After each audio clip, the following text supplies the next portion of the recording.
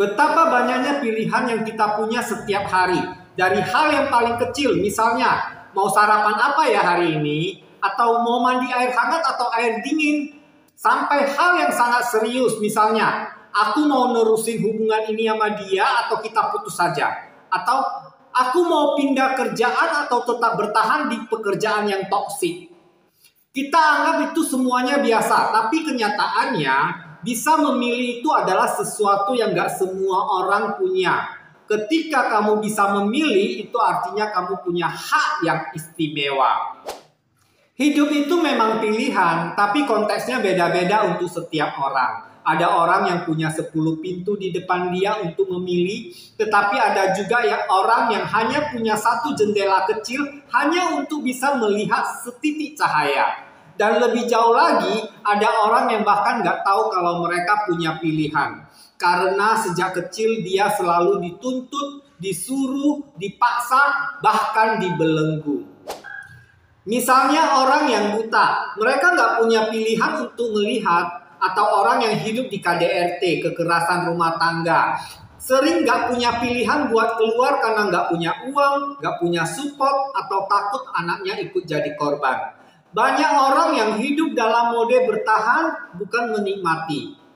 Mereka gak bisa memikir untuk afirmasi, gak mikir untuk mimpi, karena realitanya buat mereka makan aja susah. Itu bukan berarti mereka lemah, tapi konsep hidup setiap orang itu berbeda.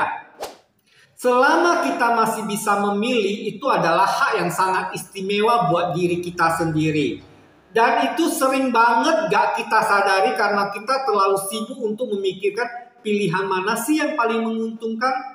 Sampai kita lupa untuk bersyukur kalau kita masih bisa memilih, dan itu sangat luar biasa.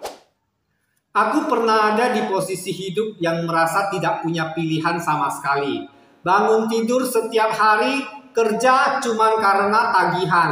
Sampai akhirnya aku sadar, selama ini aku gak pernah memilih. Aku cuma ikut arus. Dan waktu pertama kali aku memilih untuk berhenti dari kerja, bukan karena aku yakin aku akan sukses, tapi karena aku yakin aku pantas buat memilih sesuatu yang gak bikin aku mati perlahan-lahan. Ada sebagian orang bilang afirmasi itu receh, cuman kata-kata. Tapi buat yang hidupnya penuh dengan tekanan, kalian coba bilang, aku bisa berubah, aku layak bahagia. Itu adalah suatu langkah yang besar. Itu merupakan keputusan sadar untuk memilih narasi baru dalam kepala kita masing-masing. Afirmasi bukan pelarian, tapi pilihan sadar untuk membentuk kebiasaan berpikir yang lebih sehat.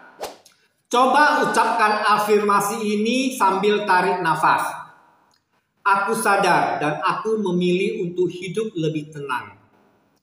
Aku tidak harus terus menuruti suara yang menyakiti aku. Aku memilih buat menjadi versi terbaru dari diri aku pelan-pelan. Aku punya kendali bahkan kalau cuma satu langkah satu hari. Nah, itu beberapa contoh afirmasi. Setiap kata itu adalah bentuk mengambil alih kendali. Satu persatu pelan-pelan tapi akan menjadi nyata. Hari ini kalau kamu punya pilihan untuk istirahat, istirahat. Kalau kamu bisa memilih buat berhenti menyalahkan diri sendiri, lakukan. Kalau kamu bisa pilih afirmasi, ulangi terus, biar jadi kebiasaan. Dan kalau kamu belum bisa, juga tidak apa-apa. Yang penting kamu harus tahu suatu saat nanti kamu akan bisa. Dan saat waktu itu datang, kamu siap untuk memilih yang lebih baik. Selama kita punya pilihan, itu adalah hak yang paling istimewa untuk diri kita sendiri. Gunakan itu untuk hal yang menambah nilai hidup kita. Gak usah muluk-muluk. Satu langkah kecil tapi sadar. Itu lebih berharga dari 1000 langkah mengikuti kebiasaan yang buat diri kamu hancur. Kamu pasti bisa memilih, dan itu luar biasa. Saya Herman Angkasa, sampai ketemu video berikutnya.